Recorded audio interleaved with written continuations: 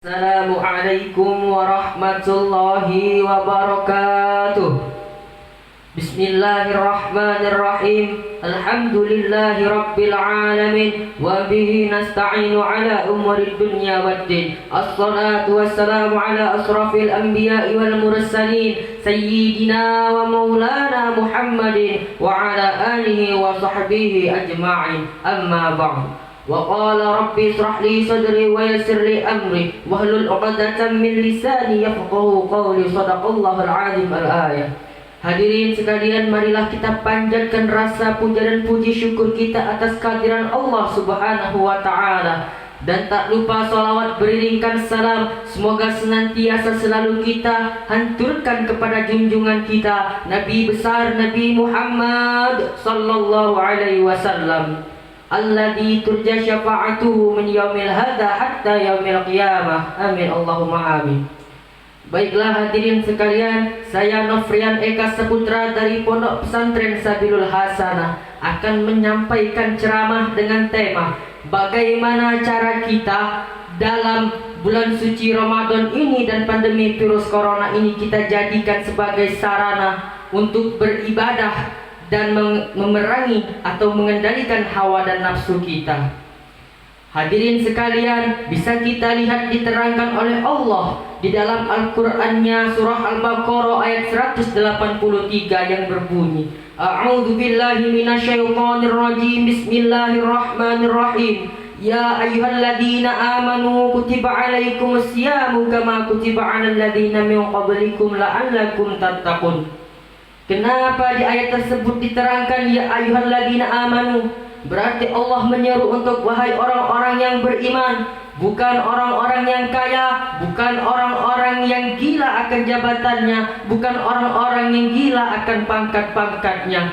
Berarti di sini puasa tersebut tidak akan dilakukan jika tidak kecuali bagi kita orang-orang yang beriman. Nah, apa tujuan orang-orang yang beriman tersebut? Kita lihat bunyi ayat di akhir tadi, la'allakum tattaqun, yakni adalah untuk menjadi golongan orang-orang yang bertakwa. Tentunya kita sebagai orang-orang yang beriman, agar kita dapat menjadi golongan orang-orang yang bertakwa, maka kita harus melaksanakan ibadah puasa. Ini poin pertama.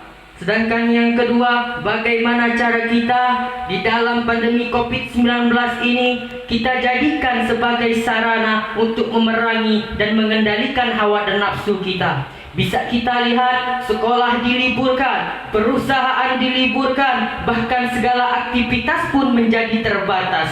Nah, berarti libur yang Allah berikan ini bagaimana caranya bisa kita isi dengan nilai-nilai yang positif, dengan perkara-perkara yang baik untuk mencapai amalan-amalan ibadah yang bisa menolong kita di akhirat kelak. Sebagaimana hadis Nabi diterangkan, raja'na ilal jihadi asghari ilal jihadi akbari, yakni kembali dari jihad yang kecil menuju jihad yang besar. Karena apa? Rasul pada saat itu setelah perang Badar dikatakannya perang yang kecil. Lantas apa perang yang besar tersebut? Ialah perang dalam memerangi hawa dan nafsu. Maka dari itu kita sebagai orang-orang yang beriman di dalam pandemi COVID-19 ini, jangan kita jadikan suasana ini untuk berleha-leha. Jangan kita jadikan suasana ini untuk selalu mengeluh. Kita sebagai pelajar, sekolah dirumahkan, bahkan ada yang diliburkan.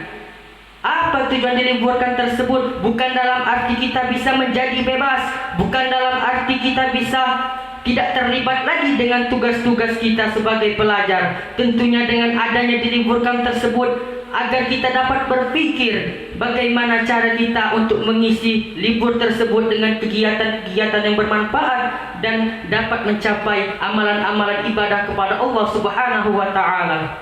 Jadi kesimpulannya di sini ialah marilah di bulan suci Ramadan ini, agar kita sebagai orang yang beriman dapat menjadi golongan orang-orang yang bertakwa, kita laksanakan puasa dan amalan-amalan ibadah lainnya di bulan suci Ramadan. Kemudian yang kedua, sebagai umat Islam dalam memerangi, dalam menghadapi COVID-19 ini, marilah kita lakukan atau kita jadikan sebagai sarana untuk memerangi hawa dan nafsu kita. Bisa kita lihat pengen ini, pengen itu, semuanya terbatas. Kita lihat masih hidup di dunia saja masih dibatasi, apalagi jika kita sudah benar-benar tidak ada lagi di dunia nanti. Lebih tepatnya COVID-19 ini marilah kita jadikan sebagai sarana untuk kita mencapai amalan-amalan ibadah kita kepada Allah Subhanahu wa taala. Karena apa? Hanyalah amalan-amalan ibadah tersebut yang dapat membantu dan menolong kita di akhirat kelak. Sekian dari saya, wallahu a'lam bishawab. Assalamualaikum warahmatullahi wabarakatuh.